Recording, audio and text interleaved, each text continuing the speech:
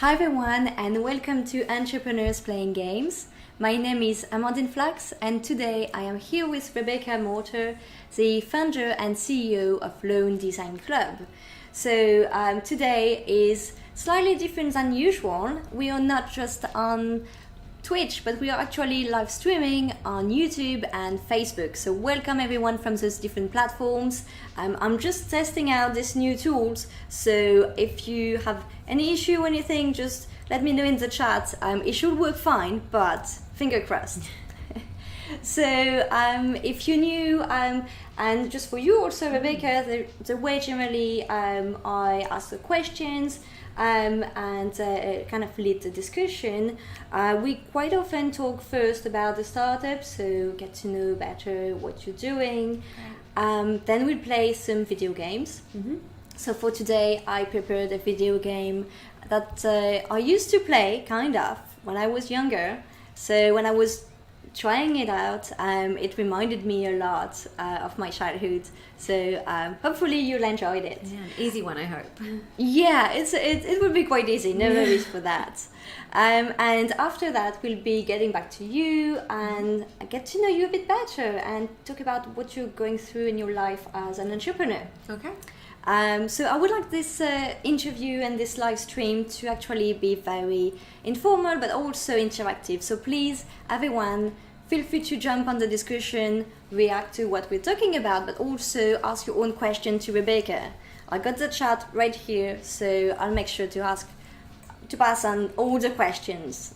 So let's just dive in.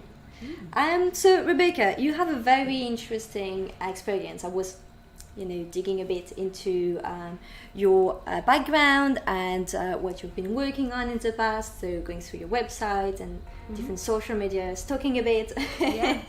And it's very interesting that you have your entire career focused on fashion and like I used to interview people with kind of different career paths, but you have a very interesting experience in fashion industry. Yeah. So you originally from New Zealand, right? Yes. And if I did my research correctly, you actually received the support of Lady Gaga, when you were doing your university graduate collection, right? Yeah, so I went to fashion school in London. I went to London College of Fashion, and Lady Gaga was one of our early on supporters, and she would use a lot of pieces for shows when she was in the UK, and for photo shoots and things, and back in the US. So we worked with her a couple of times, but it was a kind of the graduate collection.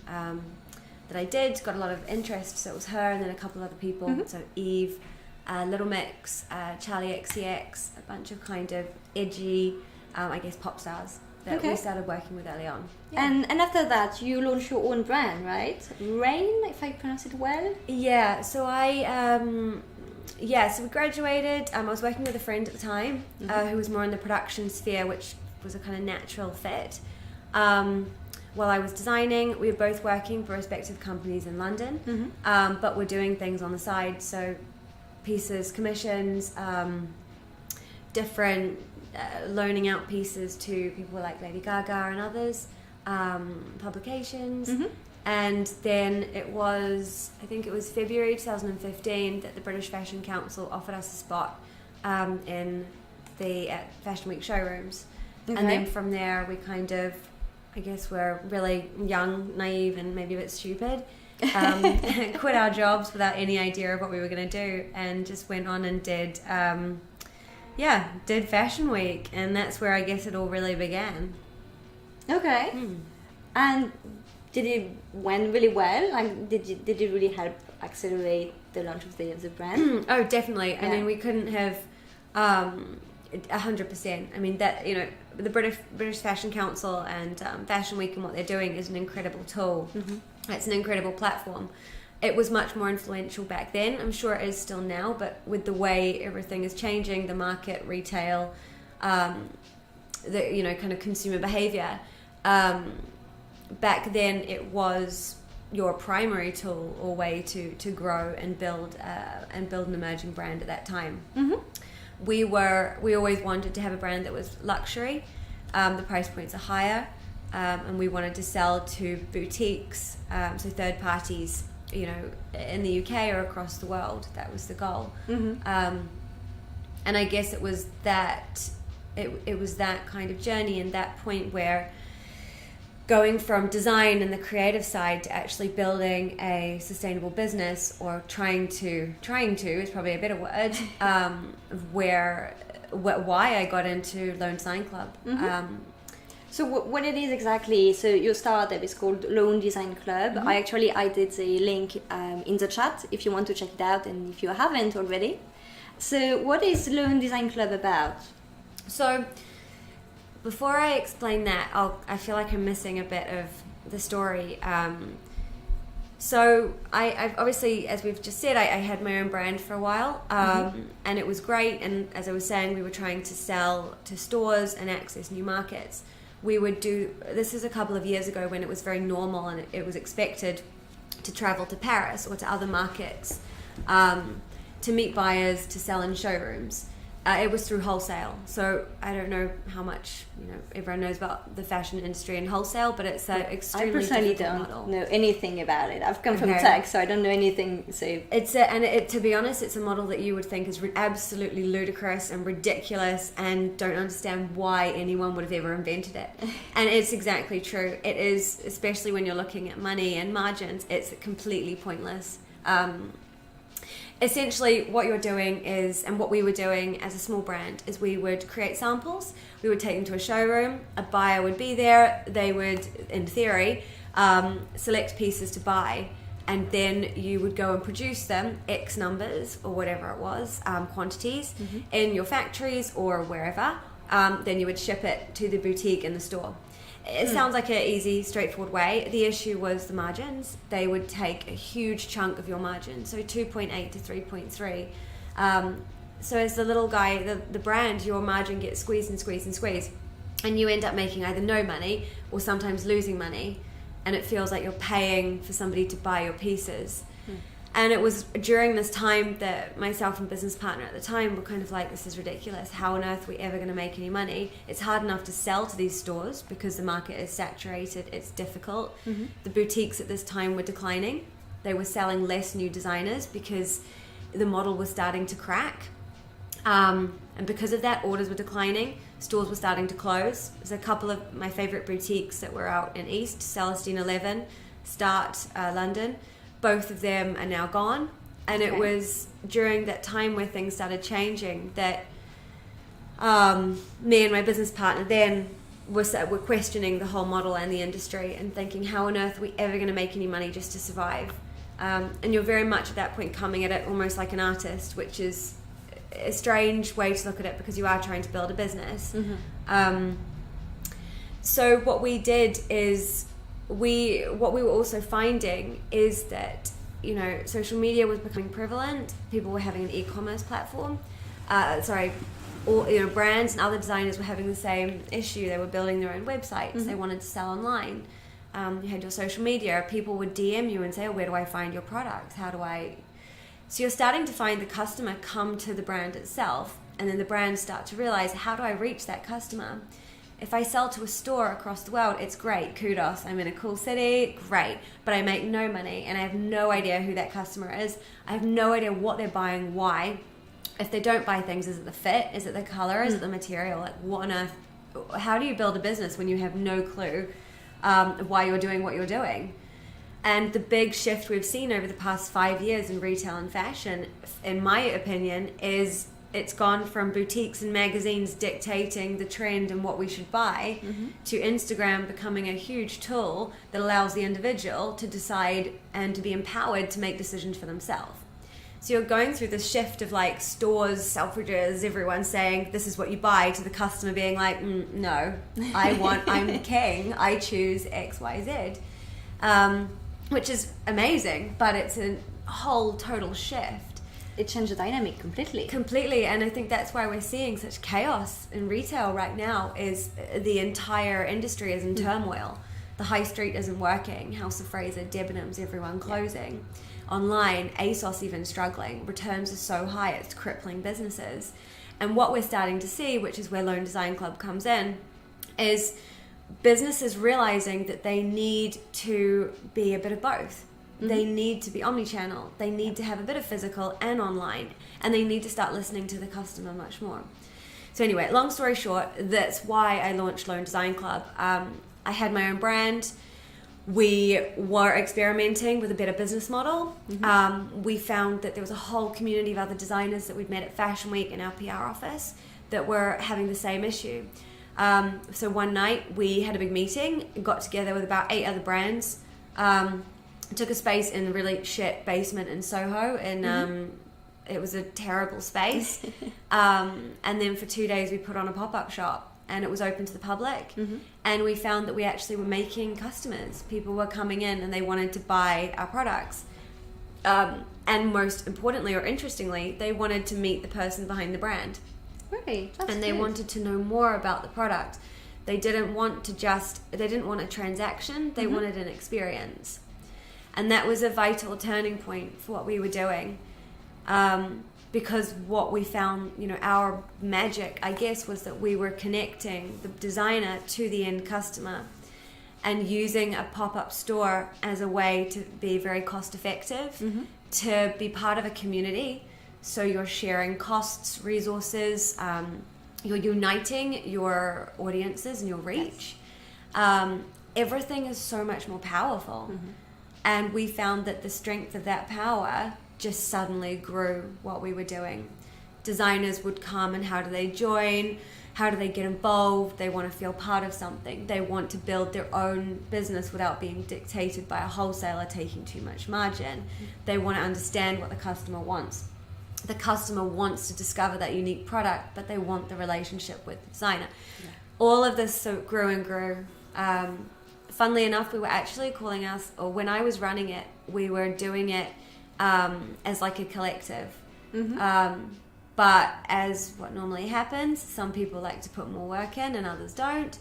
And at the end of it, I decided this is like, it's great and it's incredible what we're creating, but I wanted to take much more ownership. It happened very early on. After 1 or 2, you kind of, and I guess when you're a collective, it also goes with lots of issue into management, decision process, and branding also. Completely, and it was already going the way that we were taking more and more control anyway and doing things. We were much more passionate and into it. The flip side is our brand suffered, which was always going to happen. I mean, even now, for the past few years, I've said I'll get back to it and I'll try, but I just don't have the time. And now we're at a point where we're a year in from incorporating. We've gone from a team of 3 before Christmas to now 8 of us. Okay, so 8 now. So we're growing, and we're on our 2nd investment round, and we're just growing. There's just no time. But it's exciting, and it's the big part for me was about a year ago when I had to make the decision, do I want to do this properly and build this, or do I just continue my brand? And a big part for me was like the impact that I can have, the positive impact is so much more powerful running Loan Design Club, where I get to support and unite small independent brands and help them build global businesses, as opposed to being another brand in an extremely saturated market. In this world of sustainable change and conscious shopping. And it was, for me, it felt I'd rather be part of that change than someone else adding to the amount of clothing and everything that we already have out there. Yeah. Well, I just want to say hi to Eddie and Fuse. And actually, Eddie mentioned that he says that's so true. People want an experience and to know more about the brand and part of something, I guess, be part of something. And that's very interesting to see these changes and how you approach that, because you've done it in different ways and you've also been in the other side. So being more practical about what Loan Design Club is, you mentioned the online part, but also the offline with the concept stores, as you call them on your website. So what are all those different aspects? How does your business model work, basically? Sure. So in a nutshell, Loan Design Club is a new retail concept. Essentially, we are a new omni-channel platform. We are data-driven, so it's about data learning from the pop-up stores that we do and the online. And our big vision is being able to have this overarching online platform with pop-up stores all over the world that are feeding into this. So it's an omni-channel approach. The whole concept is it's short-term for maximum impact, experiential retail. So how can we rebirth and reinvigorate the high street, but maintain true or keep true to the times where we need that online as well. And the online is the real scalable crux of our business. What we're doing is basically we work with hundreds of small independent brands from early stage through to maybe 8 or 10 years old. It all depends. And it's about how can we empower them to deliver the future of online to offline experiential retail. So for us, it's this year in London, for instance, we're doing 10 pop-up stores, and that's our model. That's a lot already, right? It is a lot. So it's almost one a month. We miss out the bad sales months, which is another part of our business. So it's 10 stores a year in London. Every month, a different location for 2 weeks at a time. And each of those stores is curated in terms of aesthetic, furniture, and the brands. And the events and experiences based on data learning. So understanding the customer in that area, understanding the price points that are going to work, understanding the aesthetic, understanding what type of customer, what type of tourist. Tourists are a huge part of our business. They make up about 60% of our in-store sales. And the whole point of the online is, well, what happens to that customer when they leave the store? If we've already collected all their data, how do we retain them and keep them part of our community? With the goal that we are the kind of destination for independent, unique, under-the-radar brands. When they return home, they're still able to be part of the digital experience and to shop online. Yeah. That's actually surprising that you mentioned tourists, because I was expecting, because you're building such a strong community, I was expecting something more local and people coming back to the concept stores when they come by close to them. And I'm interested, how do you attract tourists? Because it's actually hard. They're coming from different parts of the world, so you can't really target a specific marketing effort in one type of community locally. But I think this is also where, digital and social media means that we're not stuck to, one. We're not kind of as fixed anymore. We're global nomads, I guess. We're kind of all, digital means you can access anything, anywhere, anytime. A lot of our followers are international. Yes, we have a lot of local, and those are the ones that we target the most. It's the most effective. But you've got to think about it on a kind of, I guess, on a customer level. Locals are great to target, and we do. The issue with them is they don't have that money burning a hole in their pocket. So they're not quite as, they're not there to get, the tourists are harder for us to target, but we find that they naturally will just, I guess, spend more and be in the store more only because they're there to have an experience, while they're traveling. But locals are what we market the most to, because they're the ones that we do want to come and to be part of the stores and the experience, to come to the events and things. And that's, it's a huge important part, but it's more that we just find tourists are a big kind of opportunity and really enjoy, because they're on holiday. They want to experience things. Exactly. Right? And for that. They want something that's from the place they've gone to. Yes. They want to have a memorable experience, that nostalgia of meeting the designer. I've had countless customers that have come in and had the most beautiful conversation with the designer and learned things about that product and the designer's story that they would never ever have heard before. And it's such a wonderful. I even had one woman cry because the kimono, this was in our Milan store, so we launched in Milan as well this year, and we're now there and growing and doing Shanghai at the end of the year. And it was in the Italy store. It was an American tourist, and she was speaking to the designer and started crying that basically one of the pieces that the designer created reminded of her childhood, and her mum who had recently passed away. So it was a very emotional experience. I mean, this is by no means something that happens often, but it was just the whole kind of experience she had, which was extremely touching. And things like that do happen. Yeah. It makes the process of buying a piece of clothes that is something you do, quite often. It makes things more unique and personal, right? Exactly. And you can't get that experience online, and you can't get it in the high street. And definitely. Yeah, I mean, can you imagine having, how on earth would you facilitate that? But it's, a big kind of part of our concept is buy less and choose well. We want people to buy an item that they'll have and cherish for a long time, not to be mass buying. Sustainability, traceability, and transparency are a huge part of our business model. All small businesses are way more transparent and traceable than any big business.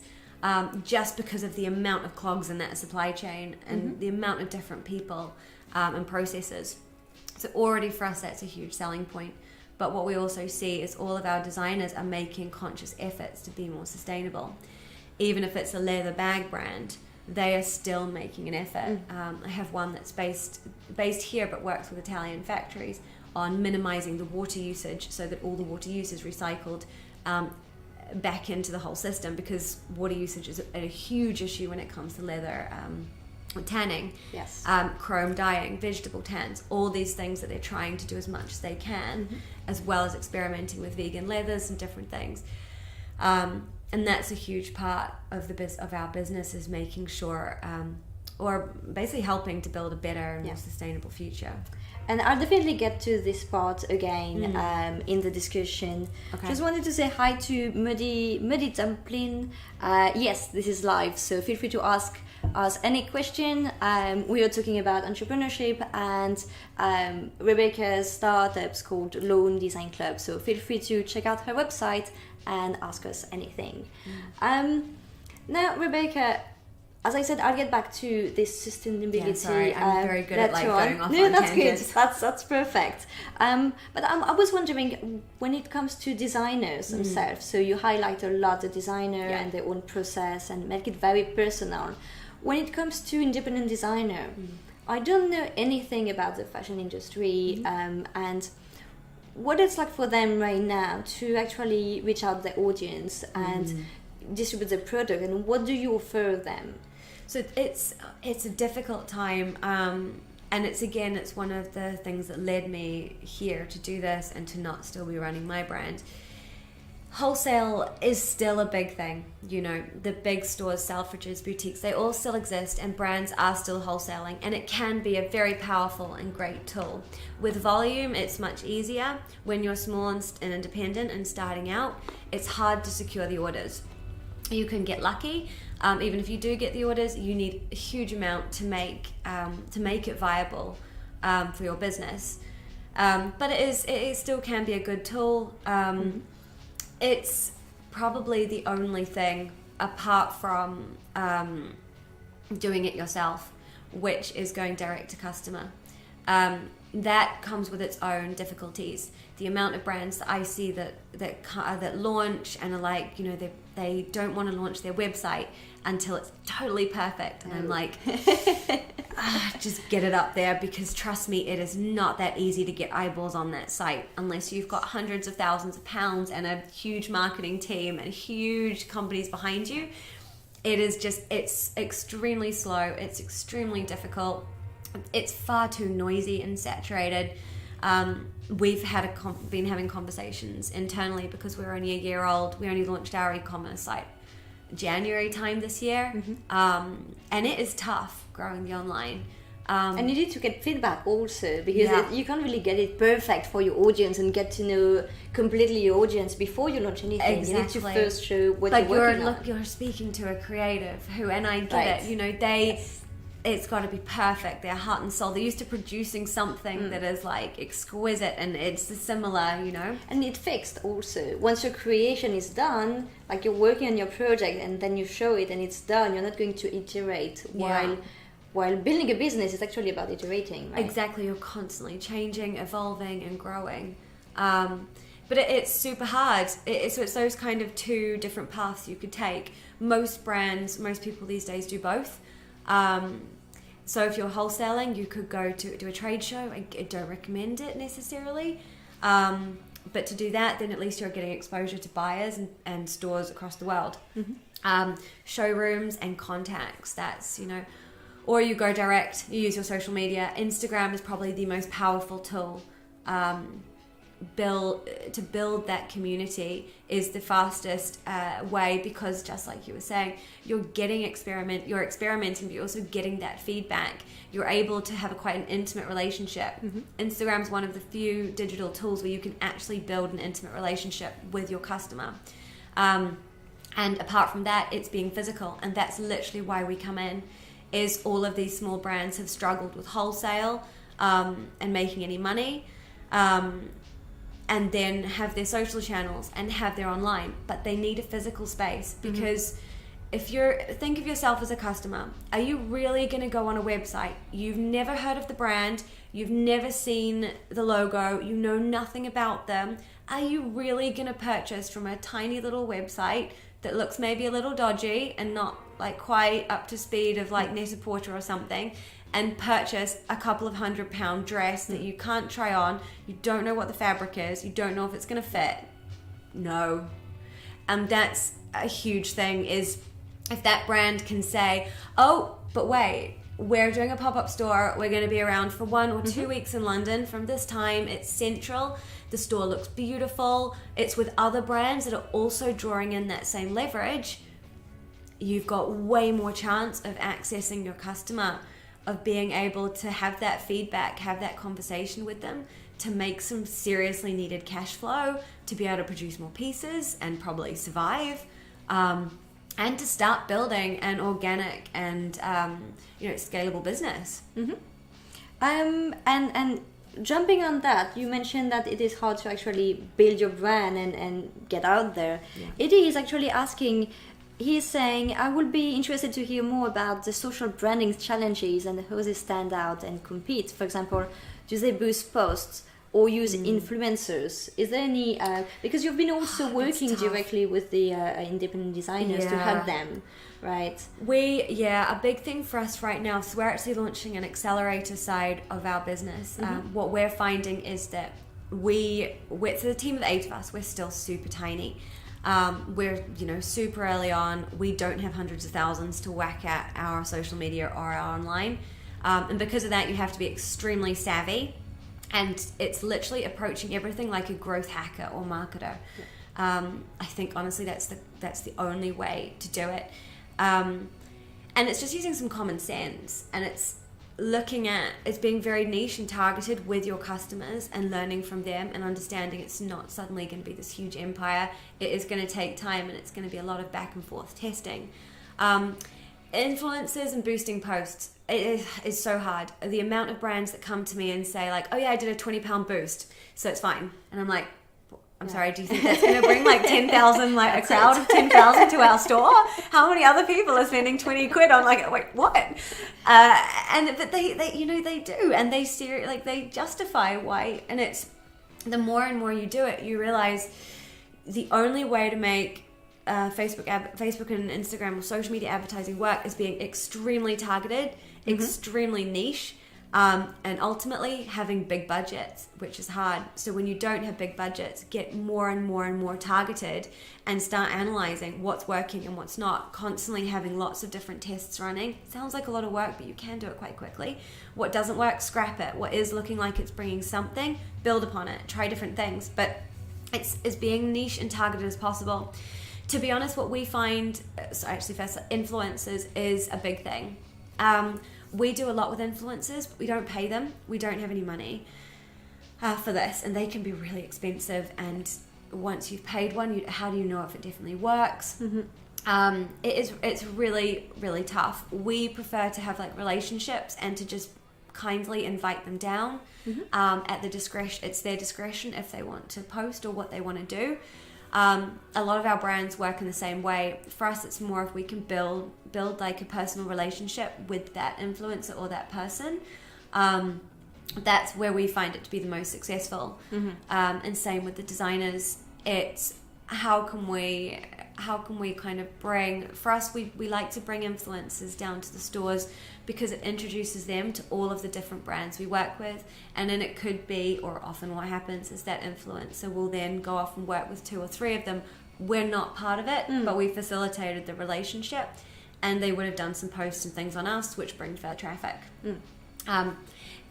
That, you know, it's like a big thing we see is that when you've got 20 brands in store in one of our stores for 1 week, and they're all shouting the same message, and they're all bringing in or working with influencers just like we are, you've got 20 times the leverage, the audience, the power than if it was one brand alone. And that's where our community comes in.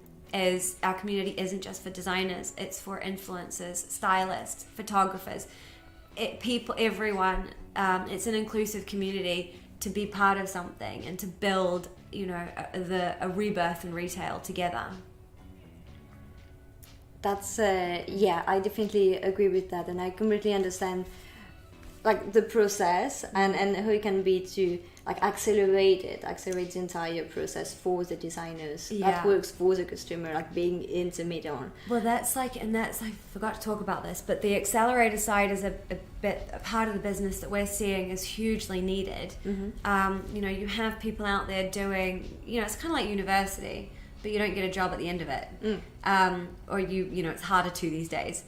But what we're looking at doing is we obviously have brands going into our stores and selling, but how can we help them through the earlier stages in that whole process?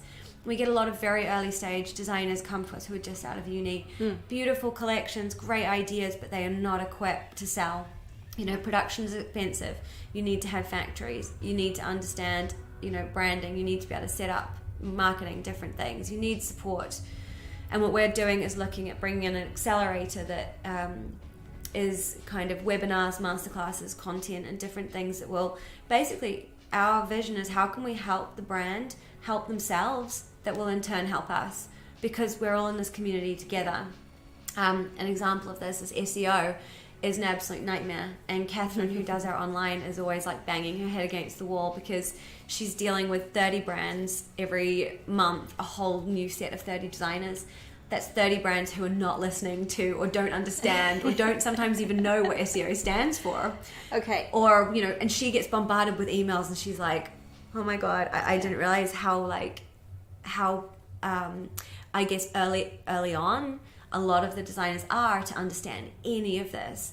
You know, you think it's putting together a PDF of like step by step and like a YouTube video of like click here, do this would help. So we've started launching the Accelerator as a way to be like, right, if you don't get it, you don't get the instructions, because we, as 8 of us, there is no way we have the time to do 30 brands SEO when they've each got like 100 products. Can guide, but you can't do it for everyone. Exactly. So it's how can we almost like empower them to do it, which will benefit them, because SEO is something that we've seen is working. It works well for our online anyway. So that's the whole thing, is offering that support and facilitating that. Same going back to the question about the boosted posts and influencers. Again, we run classes or we run talks, so we have a very open team and industry experts we work with to give advice and to give help and support, because there's no point keep throwing 20 pounds at something unless you know what you've got a bit of an end goal, or you're kind of measuring what's going on. Actually, I was wondering when I saw the events on your website, because it's happening on your pop-up shop, right? But in the same time, it's targeting designers. So I find it very interesting, and we're thinking, well, anyone can be interested in it, but definitely for designers, that's so key to really grow and reach out more people. At the moment, we have 2 strands of events. We have the events and experiences in store, which are customer focused, and they're designed for customers to get a deeper experience or glimpse into a brand's process. So you could join a workshop on candle making or perfume making, which we have a brand in Chelsea right now doing perfume, Lavorica, and you can join a session and learn about blending like a bespoke scent for yourself, understanding about ethical fragrances, everything like that. So you can go deeper into a brand. We also do panel discussions, so we'll have like a sustainability series or a female empowerment series, and it's bringing in experts and speakers as well as getting our designers involved, because customers want to hear from them as well. Yes. So all of those things that can further deepen the experience and bring you into our community. The classes, again, are there for support, but interestingly, we do find that, honestly, the customer and the brand these days, it's one and the same. Yeah. Everyone is an entrepreneur or doing something in their own right, and vice versa. It's such a, we try and treat them as the same, because it is such a, you're kind of doing, it's not as clean cut, I guess, as it used to be. Yeah. So you also mentioned that you're collecting lots of data and you're focusing on lots of data. So really quickly, I just would like to just summarize a bit. So how many designers are you working with at the moment? So we have about 2,000 on our mailing list, and that's growing every day. That's huge already. Yeah, it is big, and it's, there's the need for it. The amount of brands that reach out will come into the store being like, this is exactly what I've been looking for. We work with about 30 plus brands a month. 50% are regulars.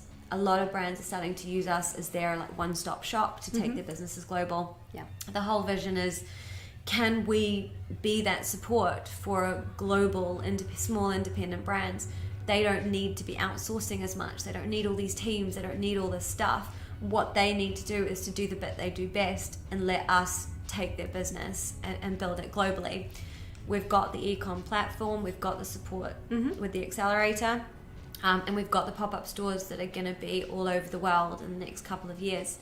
We don't ever want to go permanent. Everyone asks me that. When are you going to the best bit is every so often we get a comment on our Instagram and it says, wait, you left Marylebone? Wait, you only stayed 2 weeks. Did you not like it? Was the area bad? And it was just like, no, it's not our model. Yeah, it's not, we don't, and everyone's like, well, why don't you want to be permanent? I had a guy, we were in Exmouth Market last May, and he was standing outside looking really glum.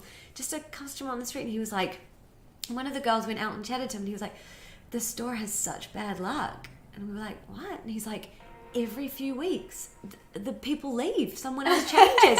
And we were like, it's a pop-up store, it's short term, it's okay, like it's fine. But he would look so like sad, like really? It was and I think it's still relatively a new thing, but no, for us pop-up is the way forward. It's, if we can jump onto we can use that data. So for instance, Chelsea, where we are now for May, why do we make that decision? Okay, May is a really good selling month. People are feeling better. They're ready to buy their holiday outfits. They're ready to kind of get into the shopping mode, for one thing. So we have to do something, because some months we don't need to do anything. January, forget it. No one's shopping. No one gives a shit. When else? August is also a shitty month. It's so hot. You're away. It's again pointless. But apart from that, it's, well, how can we make, if we're going to do a pop-up store, how can we make sure it is the most successful it could possibly be? So going back to May, it's a good month already. It's Chelsea Flower Show in May. Research. Okay, so these streets see 30% more football than they do any other time of the year. It's even close to what they get on Christmas. Great sign. We like football. Chelsea Flower Show's marketing and PR, strong. We can jump onto that. That gives us new leverage, new audience, new PR. Any partners that we can also get involved with around there. Lanique, who are our pop-up bar that are in there now doing happy hours every day for free. Great. They have a relationship with Chelsea Flower Show too. They've got their own PR agency. All of these different things. And then you get to the brands and designers and they're like, right, okay, May, who's going to work and who's not? What's the customer? We're between Chanel and Valentino. Very luxury, very high-end. So who do you stick there and what are your price points? Do a bit of, work on our data and analytics, past stores we've done, price points, where people are stocked, things like that. Curate the best selection we think is going to work the best. And there you have it. You're 5 to 10 times more traction, excitement, sales, football, everything than a permanent space anywhere else. I honestly can't imagine how difficult it would be to keep one permanent space exciting. It really horrifies me. The other great thing about this is our loyal customers will come to more than one store. They'll come to all of them, which is rare for someone to come to a store almost every month. You know, think about when you go shopping, it's probably twice a year, or, you know, but this isn't shopping. It's a whole different experience. And it creates a sense of emergency, because it's here just for 2 weeks, so It's you a call have to to not action. miss the window. It's not like, oh, I might go there next month and see if there are any events, but you forget about it and you're like, well, that's fine. Here, you actually, if you want to stop by, you actually have to come in this window at the right place. If it's close by your place, you have to make sure that you go there while it's here. And also the events, all the discussions, all the events happening. Drive more and more traffic. Exactly. Yeah. A busy store is a store everyone wants to go into, and that brings more and more people in. But exactly, it's that call to action, that sense of urgency that does really well for us. The amount of customers that come in and are like, oh, I'll think about it, but I'll come back. And it's like, okay, well, we're only here until Thursday. And they're like, oh, where are you going? Oh, we are just popping up next month, a new location. They're like, oh, I'll come to that one. It's like, you can, but it's a whole new set of designers, whole new set of experience. So there's, you know, if you like something, now's the time to get it, or get it online. But otherwise, it's gone. How many designers do you have average per pop-up shop like that? So we tend to have between 15 and 20 per week. And we do 2 weeks, so roughly about 30. Some do 2 weeks and some designers just do 1 week. It totally depends. So in the 2 weeks, roughly about 30, and about 50+% of those are clients that, like I said, use us ongoing as a new way to kind of build their business. And on average, how many people do you expect per concept store? Customers? Yeah. Well, buyers or not buyers, but just like footfall. Yes. That is tricky, and this is something that so we do use a foot tracker to work this out. They're a little bit tricky. They're still kind of in early stages, but we would expect, or I guess we prefer to look at the confirmed RSVPs or confirmed attendance, because then also we've got an email. So the data that we prefer to look at is like, right, how many people signed up to our launch party, which generally is about 500. How many people sign up to the ticketed events? How many people are signing up to just attend the general store? And then kind of there's a lot of other stats that we drag from within that. But we'd expect kind of over 3,000 in the 2 weeks at least. Okay, I don't know if it's actually a lot for a shop, but it's a good amount. Yeah, quite large amount of people. Yeah, I mean every location varies too, because it's also about quality sometimes as opposed to quantity, and it completely depends. You'll have high footfall locations and a high turnover of people, but a lower conversion depending on the area you're in London. And both can work. It's just understanding what you're trying to hit. Yeah, it has a big impact, I guess. Yeah, for us, it's quality is definitely the biggest part. Great. Well, we've been chatting for a while. What about we have a quick break? We can play some video games. Sure. Got the controllers right here. So, today the game we are playing is a game I used to play on my Game Boy when I was a kid. Okay. It's called Rayman, and it's Rayman Origins. Okay. Going to launch the game. Oh my god, I don't think I've used one of these in like a really, really long time. That's okay.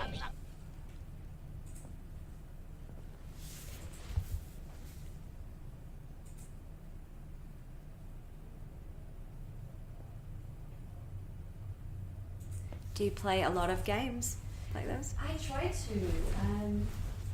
It's actually very hard when you're working on a game. Yeah. To play really seriously games. I guess that's an issue for everyone, every adult, because I think when I like with games is actually, the story and you want to get into it. It's like a book, right? You like to be into it, but with a book, if you just play or if you just read a chapter and then wait maybe 3 weeks and play and read another chapter, you're kind of not into the story. And I think it's the same for many games. Right. So I right now I'm playing a game, like a very old game. Okay. But I really can't wait to finish it because I don't know, I had a break in the middle and I'm not into it anymore. Like into the details of the story. So every time I play, I'm like, where did this person come? Yeah, exactly. Like, where does this character come from? What is the story again? Like, Yeah. Pooh Duck. Do you take live interviews? Well, it is actually live, so if you have any question, right now we're going to play, but afterward, if you have any question, or even while we're playing, just let us know. But yes, it is completely live. So, Rayman, it's quite old game actually, and on Game Boy, I remember I couldn't save the game, so I had to write cheat codes on the side because there were no way to save it. Or maybe I was too young and I don't know. But that's interesting. Yeah. So now we can save it and we actually can play with someone else, which is quite cool. But when I was trying the game, it reminded me a lot of things. Like, I had lots of souvenirs from when I was a kid. So I'm going to just play the first levels. So it's the beginning of the game. We don't have many powers. We are this small character. Okay. And you are the friend. So yes, you're right here. So I'm the small guy, and I have no idea if it's a frog or the big guy. Frog. Exactly. How do I make him move? So to move around, there we go. Okay. You use the joystick to move around. A is to jump. Okay. And I think we can also press X or B to punch things. Oh yeah, okay. And sorry. That's okay. Punched you. And we have a lady to save. Okay. And this is not the kind of game where we on this? actually... Yes. Oh. So that's not the kind of game where we are actually saving the princess. No, you're just stuck on the wall. You can just jump. Oh, okay. And we can go... We can go over there. Grab the thing. Oh no, I think... Oh no. Yeah, no, water is okay.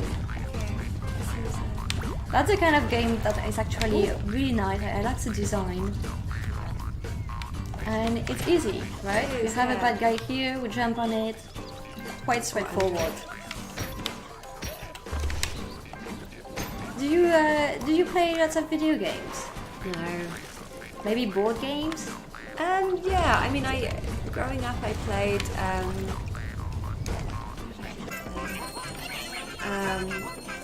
PlayStation games when I was really little. I guess like a lot of kids.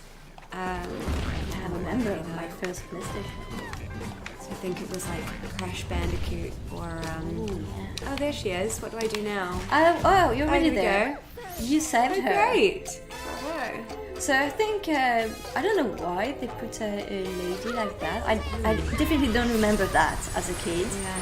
There weren't any naked ladies around, but I think she's mainly here to give us some powers, so we can actually destroy those just things punching them. Oh, there we go. Okay.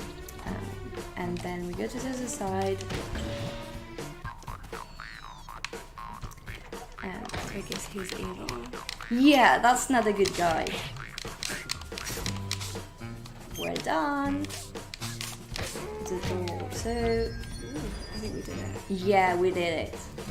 Great. So it was really the first level of the game. So it's more of an introduction, and that's why I like to play introduction. Yeah.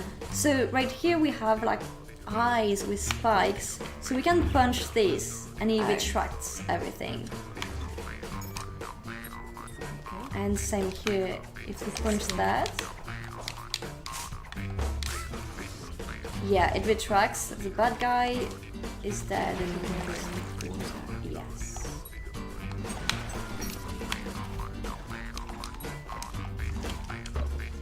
feel that in the UK, people are very much more into board games than video games. Like, you know, when you go to the pub, you actually see lots of board games around, available for everyone to play. Yeah. Yeah, I guess in the winter especially, going to the pub and playing games are nice. Right.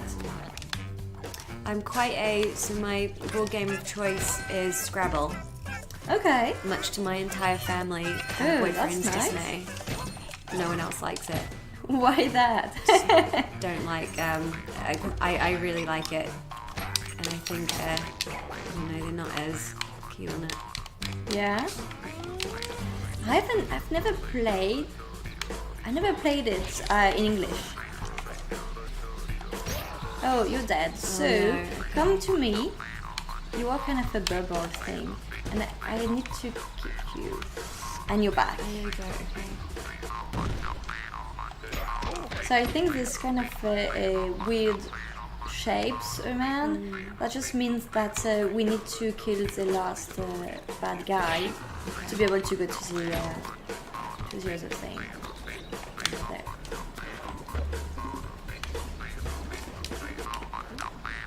No, I'm back to square one.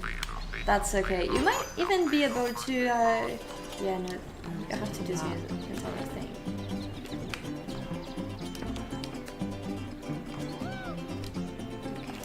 And here it's a bit transparent because I already did it in the past. So yeah, I always play a bit just to make sure I know what to expect. So we collected lots of those lights things, and apparently it's good. So there are lots of smileys and stuff. So we don't have the sound, but the sound is also quite nice. Actually, I think that the lights, that the small looms things, when you grab them, they make some music. So all the time, every time we touch something, there was some kind of music things happening. Okay.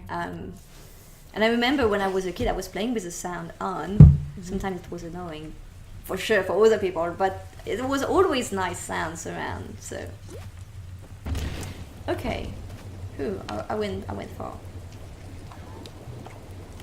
Oh no, I think I might have died again. No, you're fine. Okay.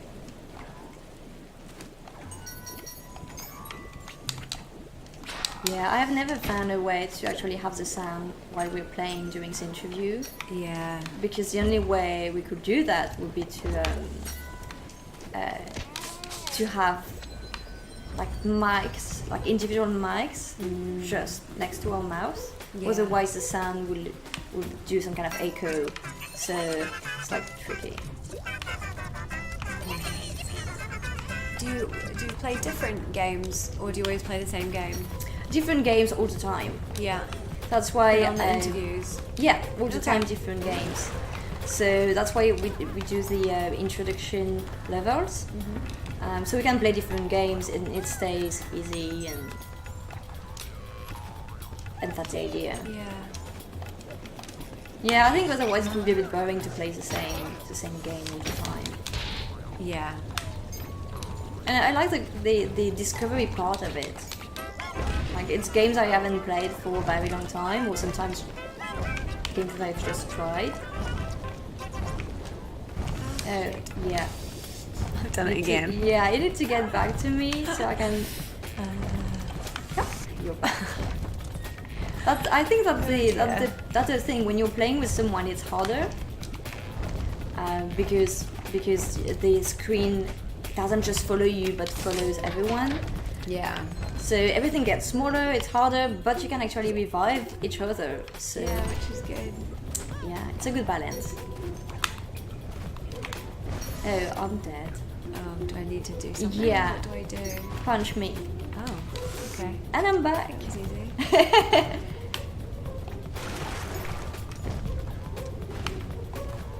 Okay, so here the explanation says that the trigger behind let us sprint. So to go as Wait, the far, trigger, what does that mean? this one. Okay.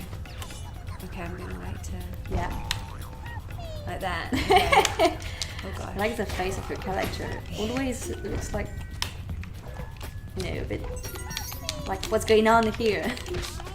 Maybe that's a big mouth, I don't know. Yeah, I think he's like a big giant blue frog. Yeah, it looks like a frog. I don't remember it from playing when I was a kid, but I think it must have changed. I'm sure. Yeah. How long ago was it since you played? I don't know. I think I played my Game Boy. Do I need to punch you again? Yes, perfect. I don't remember actually. It was a long time ago. Oh no, you did it. Oh no, I'm dead now. Yeah. I think I had my Game Boy when I was a lot. When I was I don't know, 8 until maybe 14. Okay. Yeah. I think until 14 I was a lot into video games and consoles and everything. And then I started going out. Like many people, I guess. Yeah. At my age. Plus you have exams and a lot of things to deal with, so you kind of leave the games aside.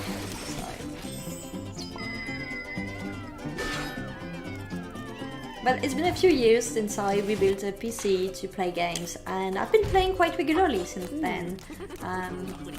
Also, I think because I've been working remotely for quite a while. Yeah. I think it's kind of a good way to have a break sometime. Like at the end of the day, you play a bit of a game to make sure that it's like commuting, Yeah. When you commute, you actually have a real break between work and not working. Yeah, you need something just to kind of, Exactly. escape a little bit. Like playing some music, learning something, read a book, or play a video game, like having something that just breaks it. Okay, well, we've been playing for a few minutes now. Let's maybe get back to the interview. I'm just going to... Can I run to the bathroom? Sure, go ahead. No problem at all. I'm just going to remove the game.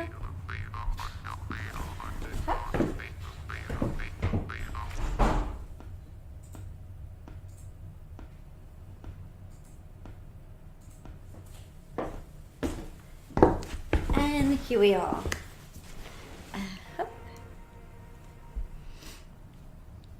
So once again, everyone, thanks for being here. Now we've played some video games. We are going to get back to the interview part. So I'm going to continue asking my questions to Rebecca.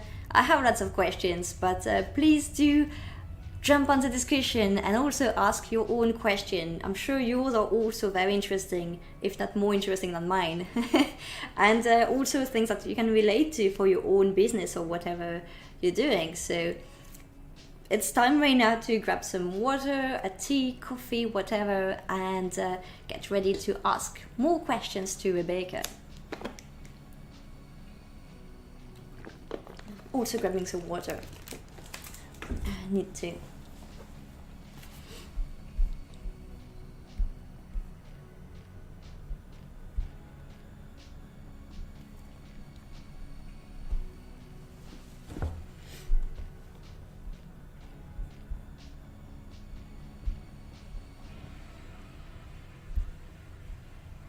And good news, the construction outside just stopped while we were playing, I think, so we don't have to be bothered by that, which is good. I was quite worried actually just before starting the live stream when I started hearing people like digging a hole just outside in the street, so now it has stopped. That's great.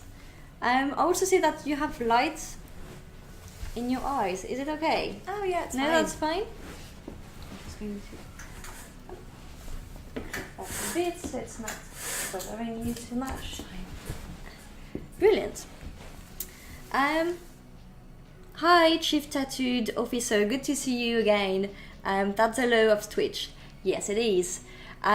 So, Rebecca, we discussed about various things about your business and what you do with Loom Design Club. Mm-hmm. So, now, what's next for you? Because when I've heard you pitching the other day, you were actually pitching for investment and talking about the future. So, what's the future of Loom Design Club, and what's the next steps for you now?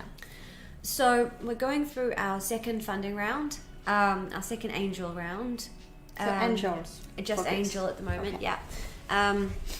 At the moment, we're hoping to close by third quarter. But the big thing for us is that we now know that we've got a replicable model in London. We've got a really amazing team in London. And they all work so hard and do such a great job and care so much about all the brands that we work with. And the exciting part is having that now starting to feel more real and more solid.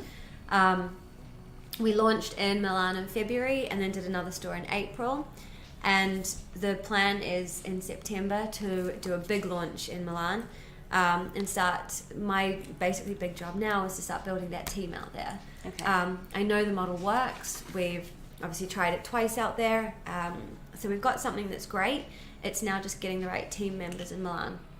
So that's the big thing for me right now, getting Milan ready for a big launch in September. We're also working on launching in Shanghai. Okay. In October is the plan.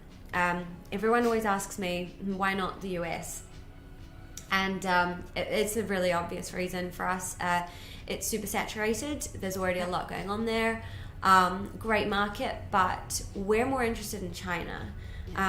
A lot of the stuff we do in our stores and the team, our belief is that what's happening in China with WeChat, Weibo, Red Scarf, Little Red Book, and the way the customer behaves, that's what's really interesting for us and where we believe the West is going. Instagram, Facebook are already starting to copy everything they're doing. So we firmly believe that, looking at China and bringing in what they're doing now is a big part of our business. QR codes are huge for Loom Design Club. We use them all throughout the store. We're bringing in WeChat Pay, other elements. We're starting to build a kind of China or Chinese element into the team as well, and to the work that we're doing. So Shanghai is huge for us. A lot of our directors have experience in China and do a lot of work out there. So it's a natural move. It's also more of an untapped market than the US. There are so many incredible designers in Asia that want to access and want to come to London and Europe, and we want to be the ones to bring them over. At the same time, we're seeing a huge shift in the Chinese consumer mentality. For so long it's been they would come here for luxury goods shopping, but now they get Louis Vuitton, Gucci, Prada, everybody in China. It's not as special, it doesn't mean as much. And what we're starting to see is is people coming over from China and bringing back more emerging, really unique, luxury, interesting brands and taking them home. They want to kind of discover these brands, I guess. And because then that was a big name that they kind of already have. So it's the whole thing is starting to change. There's a big movement in the UK right now where there are Chinese people based in London, and their job is almost like personal shopping for people back home. Started off with family and relatives, things like that, but it's now becoming that if you live in China, you could like purchase, or you could hire somebody to purchase things that you can't get in China for you. And what we're seeing is a shift towards more unique, under the radar brands. Still luxury, still quality, very, very important, but brands that aren't as mainstream, aren't as easy to get in China. And I think the interesting part about the Asian market is that they also are very open to new models, especially when it comes to online or experiential things. I think they are very much more open than the West can be, especially much the US. More ahead as well, 100%. And they already have lots of platforms, like a more uniformed set of tools, like you mentioned WeChat and this kind of tools that everyone is using, but that you don't necessarily have here. And I think it might be slightly easier to arrive there and to like build a brand there using those tools. I think it's going to be interesting. We're anticipating it to be really hard. Purely because, which I think is realistic and is a good thing that we're doing. I think Europe is always going to be easier because of the language, the culture, but I think the opportunity is bigger in Asia. It's going to be a massive challenge, whether we're accepted, whether we can whether culturally we can make it work. It's going to be a much more difficult process, but it is a much larger challenge. And I think, the opportunity could be really incredible if we get it right. And how do you approach coming to a new market like that? Even with Milan, do you work with local people? Yes. Maybe hire directly someone that will help you build the team and the brand there? Exactly. So in Milan, originally we were supposed to launch in Paris, which you'll probably be like, makes much more natural. Why didn't you do that? What's wrong with you? And I totally agree. It should have been Paris. The only reason we chose Milan, and I'm glad we did, is because 2 of our investors are Italian, and one of our investors is also an accelerator. So it made much more sense to launch with somebody on the ground who's directly working with us super closely anyway. They have huge contacts. They're been an incredible support for us. The Fashion Technology Accelerator is what they're called. They helped us with everything. And to be honest, the most difficult part was getting a license to be allowed to sell in Italy, which I rate as pretty, it's very important. But for that to be the most difficult part we had, great, and it shows how replicable and how we can do this everywhere. Finding the team as well was relatively straightforward. People that know each other. Finding brands, again, was easy. The minute we advertised it on our channels, but also we'd already had some confirmed from our contacts out there. And what we found getting there is there's a huge need for this, which is why I went back so soon and did April for Salone de Mobile Design Week. So the demand is huge, and that was super exciting to see that this isn't just a UK issue or a London, that this is a global challenge. And we get brands reaching out to us from all over the world, which is incredible. That's great. That's a really good it's really great way to have the temperature of what's going on out there, and really good positive feedback. Struggling with the same issues. Like, we've got a brand in Kazakhstan, the same issues even there. Tenerife, the US, San Francisco, all over the world, China, Japan. There are so many.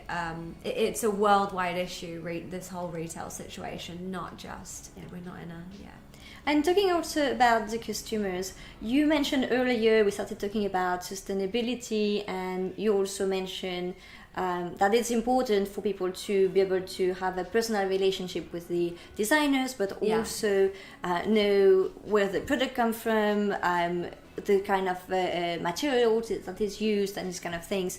Do you see that it's a big awareness, growing awareness in London, but also in other parts of the world, and you see lots of demand from the customers on that?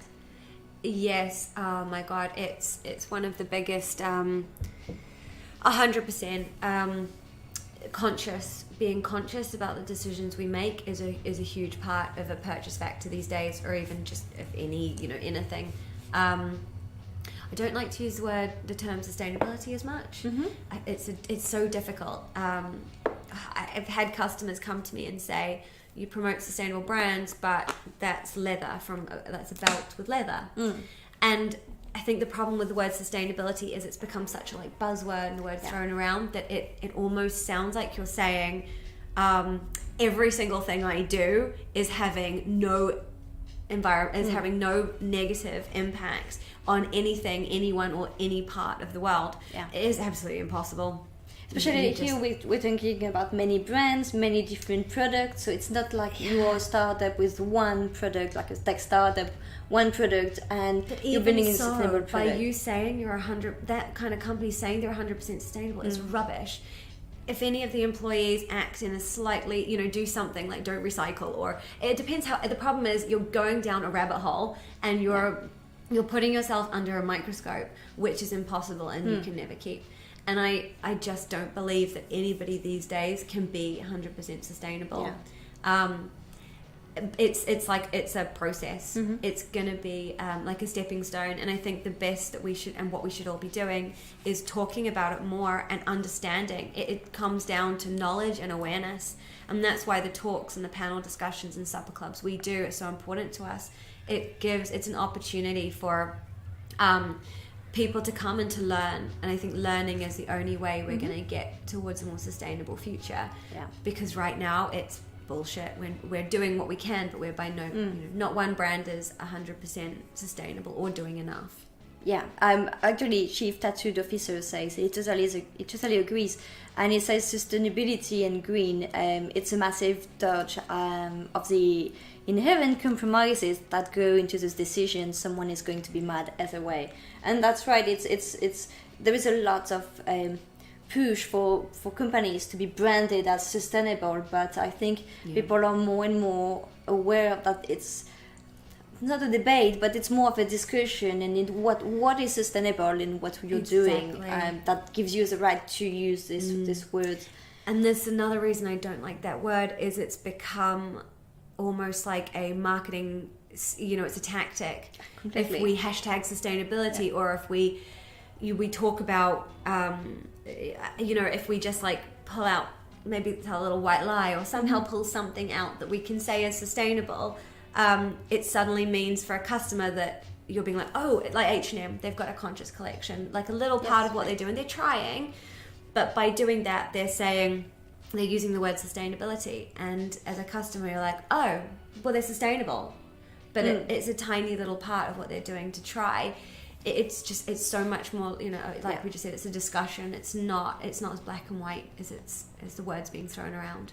And do you have many of those discussions with potential customers in other places in the world, or have lots of questions about that from the audience? Do you see that it's really a concern for people today? Yeah. Or is it more like, that's a bonus, so this brand has a bonus point because they're using... Definitely. Yeah.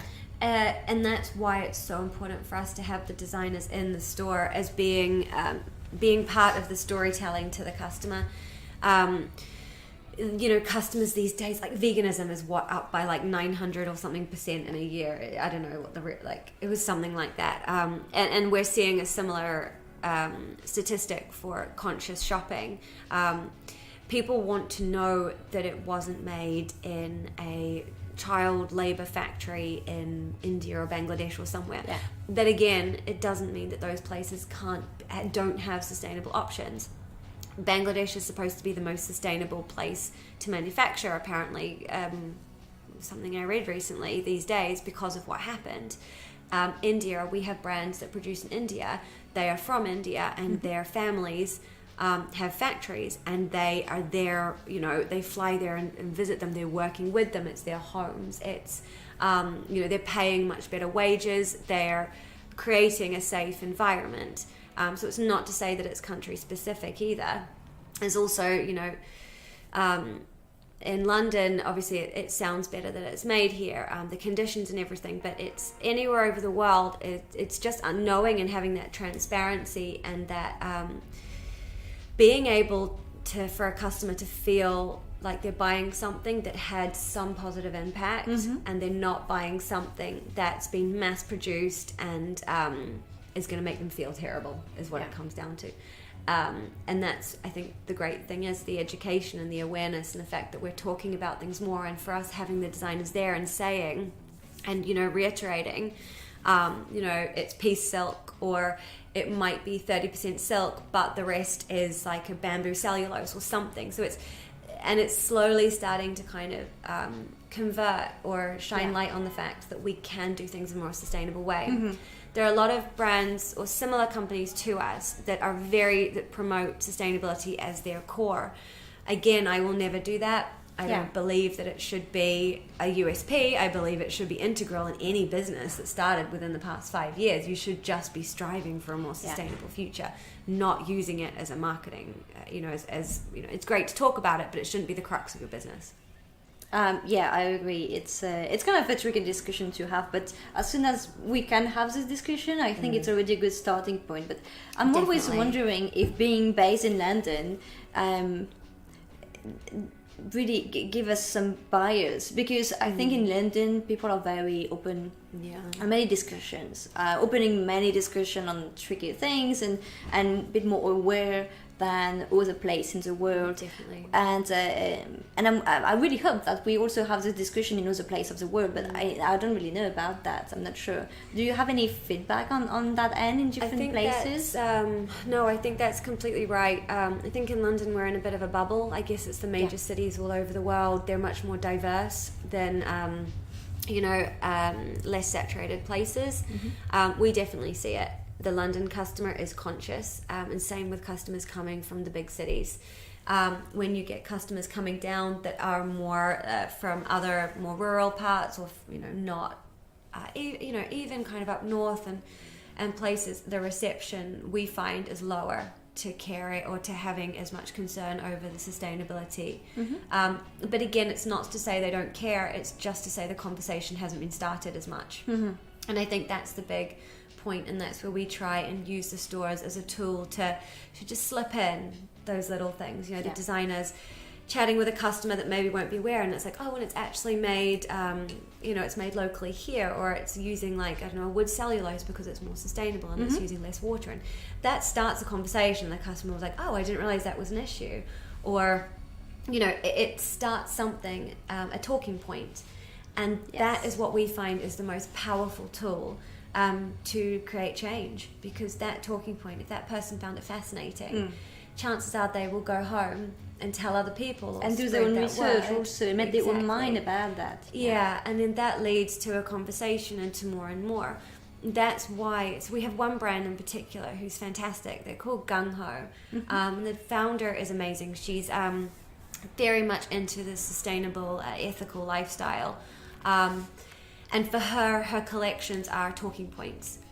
Every collection comes with a little zine, and the whole point is she wants to create change through discussing an issue through clothing. So her collections have been about plastic in the oceans, for instance. So like a sea creature, but tangled in plastic, embroidered into a sweatshirt. And it's incredible because she finds that when someone buys that piece and falls in love, they're also learning the cause. And the whole point is, and her big tool is, and to spread the word and awareness is that if that person's wearing a sweatshirt and they go home to, I don't know, anywhere, Manchester, and they're at a party or something, and a friend is like, oh my God, I love your sweatshirt. And great conversation starter, by the way. Exactly. That is the point. It's a conversation starter that creates a movement to start getting people thinking, because we're curious. We're all so curious.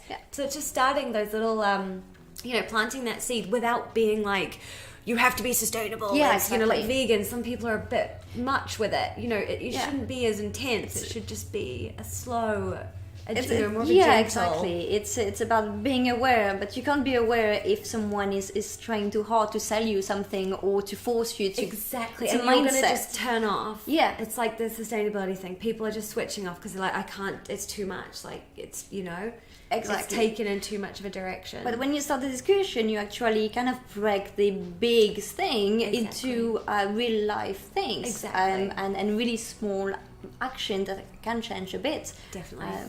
Completely agree with that. Chief Tattoo Officer also said that he also gets into geopolitics and the nature of industrialization.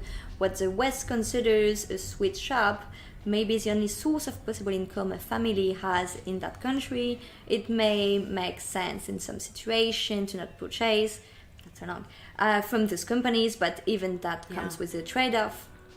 Also in rural areas, the optics marketing focus on false sustainability damages rural markets who produces products because they don't have the same financial ability to create the optics for sustainable regardless of their actual impact.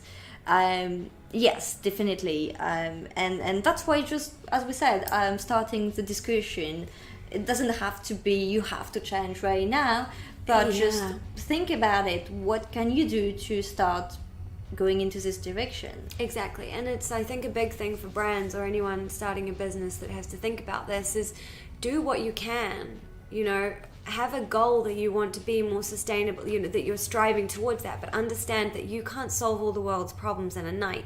But what you can do is take certain things on board and build aspects into your business and have your own principles and stick to them as much as you can. You can't do everything. Like I just said, the leather brands we work with, they are using leather.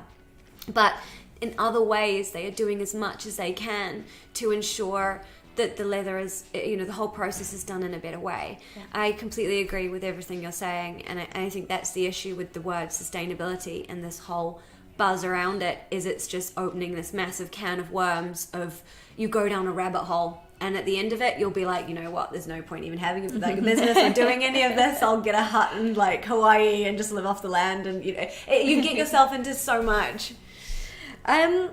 Okay, we've been chatting for a while, and there is a question that I wanted to ask you, and I haven't managed to pop in.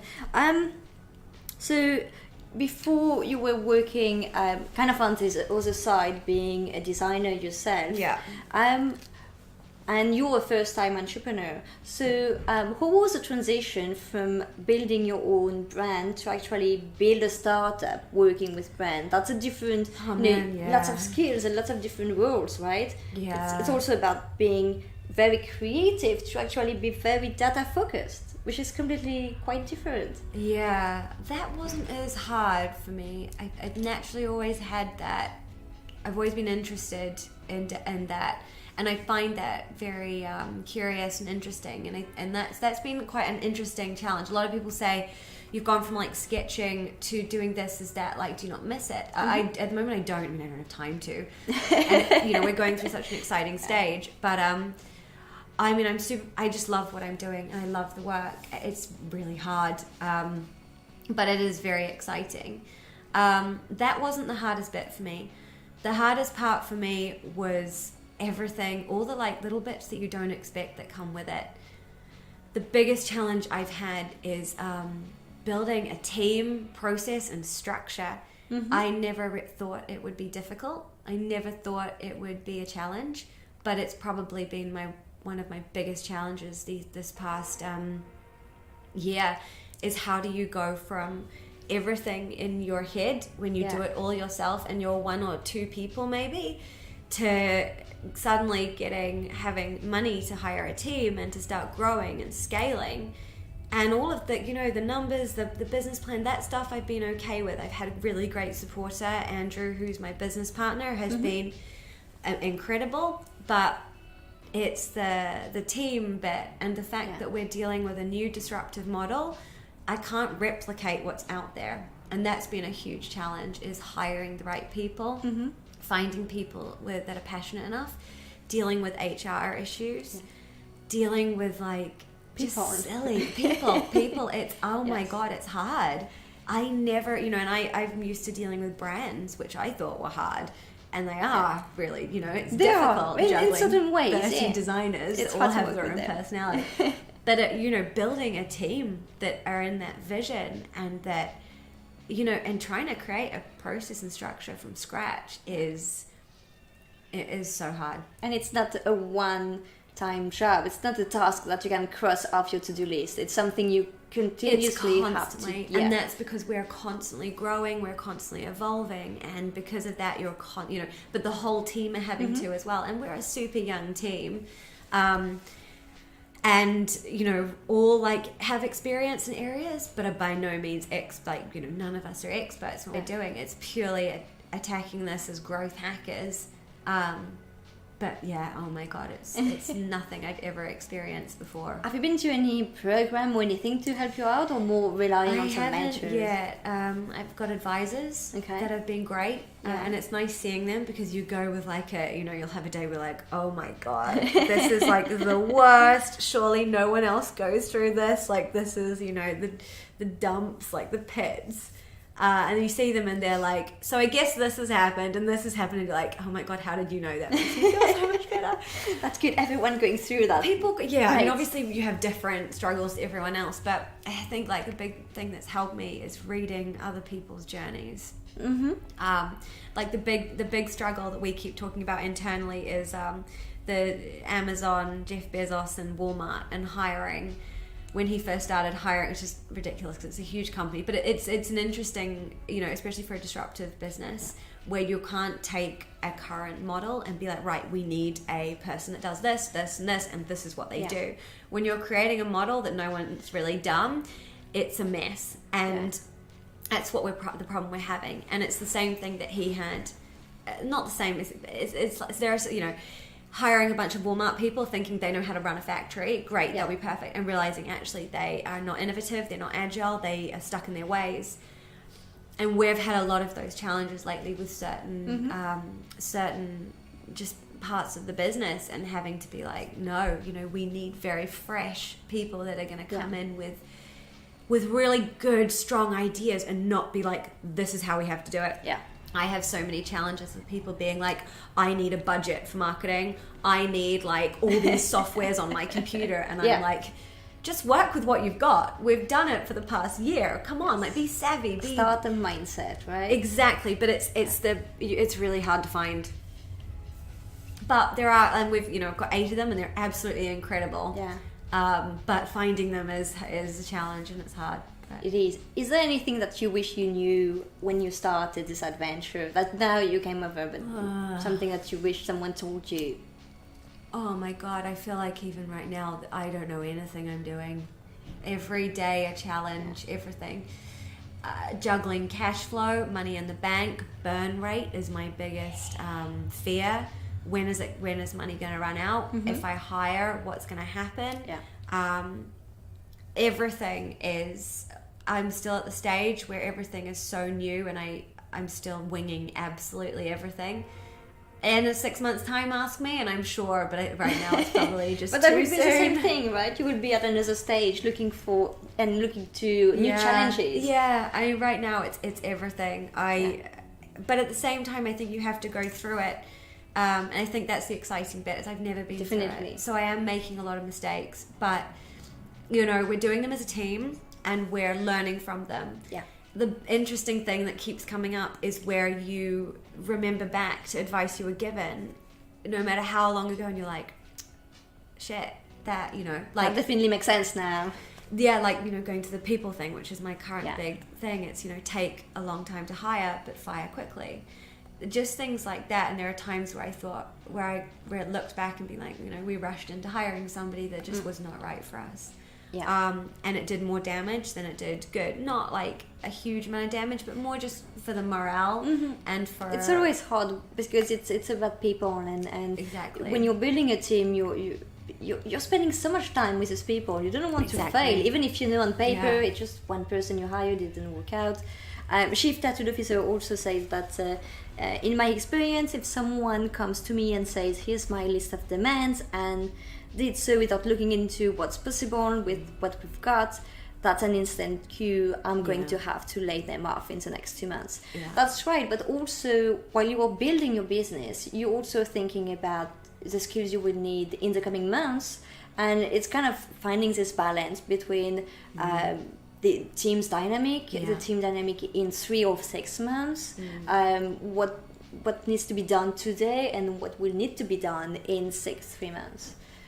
Yeah, I mean, it's an interesting, and I do agree, you know, and that has been a challenge. The times where it hasn't worked out as well in hindsight have been because they're, you know, the certain people coming from very experienced backgrounds and not understanding just how early stage and just how different we're doing things, you know. Even just in the office, it's just like a big round table and anyone sits anywhere, and being kind of certain people put off by the fact that they don't, you know, have a space or not, you know, it's just a transition. And I think, and I going with this as well, is structure. You know, right now we're trying to implement and get some structure, but the whole team is so busy and crazy, it's getting that. And we're so early, it's almost like I don't want to just put a structure in and be like, that's it, follow it. When we're still, you know, growth hacking our way through what that should be. So what we really need is flexible, passionate people. I mean, the other thing I've learned is like a beautiful glossy CV means bullshit. It's nice, it looks pretty, it makes you feel like it makes you feel like they're gonna do what they need to do, but actually the one thing is someone who's persistent at emailing me about a job, is super passionate and ambitious, that wants responsibility, that wants growth, and that wants to be a part of something, is way more valuable than a nice CV, because you can teach a passionate, ambitious person, and you can train them, and they will put in the time and the hours. But somebody who's experienced and just not bothered, I mean, you'll get nothing out of them. It's, you know, it's more of a burden, and it's more of a hit on the whole team than definitely benefit. And if you really want to be part of this, you're definitely willing to learn anything. Exactly. And you know, and that's, you know, we've got such an amazing team who, my god, they go above and beyond in every aspect. You know, for Chelsea setting up, we had four days of finishing at 3 a.m. and back at 9, and everyone was there and motivated, and it was, you know, you have your shit times, but you just get together and you like camaraderie, and you get through it, and it's a, you know, it's really amazing to see. And it's really it's a really good feeling. But well, thank you very much for sharing this, because that's the kind of things that I think are very valuable to hear from other entrepreneurs, just to hear what kind of challenges and you know, as you said, just hear that other people are just going through the same step also. It's very helpful, I think. I'm not I really don't like interviews where it's like, oh, this happened and we did this and it was so easy and so good and exciting. And it was 10 years ago, and exactly, have 10 startups already, and I feel like it's rubbish. What about all the shit that happened? Because it happens every day, you know. Every day is a new challenge and a new, like, you just feel like you're a punching bag, just sitting there and taking hit after hit after hit. Yeah, exactly. And while you're doing it, not just when it was a long time ago and you want to make it look like it was fine. It was fine because you went through it at the end. But I think what's interesting is actually to see, you know, what you really have in mind while you're doing it, and what really you're struggling with. Well, we are actually getting towards the end of the interview. It's already noon. Chief Tattoo Officer just asked something, so I haven't had the time to read through it, so I'm going to discover it with you. He said, I don't want to interrupt now, but perhaps towards the end of the interview, which is a good time now, I'd like to hear about the specific challenges in operational workflow and structure you're having. I'm a CTO who has had to build operational structures for small companies several times, and I have some suggestions for tools to do it that are flexible and iterative depending on what the exact problems are. So the questions are about some challenges in operational workflows and structure. Well, I think, I don't want to overstep here, but I think from what you just said, that's the thing. It's about getting a structure there. Going from the stage where you're actually all working together, seated in a round table, to actually get some process in, and that's the tricky part, right? Operational efficiency is my biggest problem. It's going from, you know, it's been less than a year, and it's downloading everything in my head that I've done and applying it or giving it to a team that has to then do work 5 times faster than I did, but also all work together, which is challenge. You know, it's a big challenge. Getting, you know, communication is a huge thing. Everyone's great and they're fantastic, but the fact that our structure is like, you know, a few Gantt charts and lots of spreadsheets, we're limited with budget on tools. Trello. The team uses Google, and that's probably the extent of it. Team meetings, even that, where we do, but we're early on in the structure. Daily downloads, there's stuff there, but it's not. And I think the other reason it's not is because we're also still forming that team. So every time we do, every kind of week or a couple of months, we start to see the gaps and we look at where we need to start filling more staff. We're still not at a point yet where we're like the model is sustainable and the model's fine. It's the team that need to get tighter and more operationally efficient, and we need to start filling the gaps quicker. But that's, you know, hard, getting the right people to do those things. And I think it's not just about the tools. It's about the people and getting them working together. Whatever the tools they want to use. Every time, sometimes some people ask me, "Oh, do you use this tool and this tool? And what do you think about that?" And I'm like, "Well, I don't mind. We can use whatever you use in your company or whatever the majority of people are using. But it's just everyone has to stick with the same tools, and we just say we use that and fine. And if it doesn't work, we change for everyone. But I think the risk are when everyone is just doing things and trying too many things. You mentioned Trello, Google. You don't need to use thousands of tools to do something. It just overcomplicates things. Like we've got Slack as well, and I feel like everyone's like, my God, which channel is everyone on? It's like everyone you work with has a different channel, and and then it's like, why haven't you checked the Slack? Oh, because I did it on the Trello, and it's like, oh my God. Right, it just gets like a dog's dinner, and you're just like, oh, let's just all have a meeting and let's run through. But even that, it's like, everyone has their departments and their workloads, but they're still maybe a little unclear on what actually falls under their job description. Yeah. And it's, you have things where something's not done, and everyone's like, I thought you were doing it, but you said you were doing it. And it was like, no, I didn't. I thought she was doing it. And it's like, oh my God, can someone just decide who's doing it? Internal communication and responsibility sharing. Exactly. And it's communication and operational efficiency are my biggest challenges right now. We slowly get better. You have a bit of a thing, and then everyone suddenly gets their shit together a bit, and then in a couple more weeks, again we're ambitious, and we're adding more and more onto our plates. We're taking on way bigger projects constantly that we're almost not giving ourselves the time to just get it done. But because we're growing so fast as well, where our processes need to grow too, so it's just like a constant race of who gets there first. And also adding new members kind of change the entire dynamic of the team. Every time you add maybe 2 people, two new people, everything changes. Exactly. Especially for the department they're working with, and then the entire thing. Exactly. And I think Chief Strategy Officer, he's definitely on board with that. He says, that's definitely exactly the situation.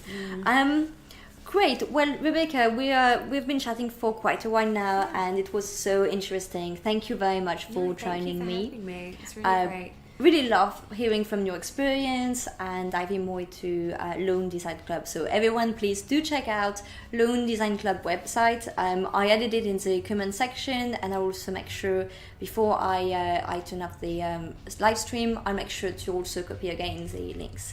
So where can we find you in the coming weeks? Do you have a Chelsea store right now? So we're still on at Chelsea. We've extended. So we're on Sloane Street, so 134 Sloane Street, right by Sloane Square Station, until Sunday the 9th of June. And it's a couple of minute walk. It's between Chanel and Valentino. It's very fancy and beautiful.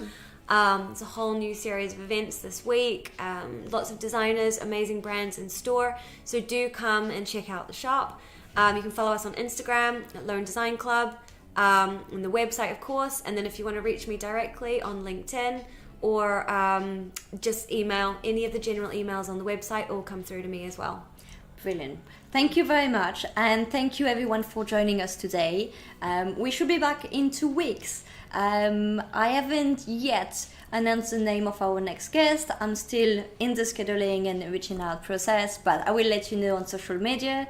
I am very active on Twitter. Like you're on Instagram, I'm so bad at Instagram. You is conversational, right? So that's more Twitter, whereas we're more visual. Indeed, and I'm not really good at visual things. Like I can create some things, but sometimes I don't really have the best taste ever. So Instagram, it's not like I'm trying to get better. I need to improve a lot. I'm sure it's fine. But everyone can find me on Twitter and any other social media. I'll publish the video of today's streams on YouTube in the coming days, and check it out.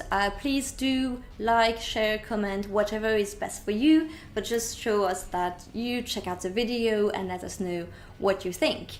As I said, I should be back on the live stream in 2 weeks, and in the meantime, I wish you all a great weekend. The weather is lovely today, so enjoy, get some sun, and speak soon. Thank you. Thanks.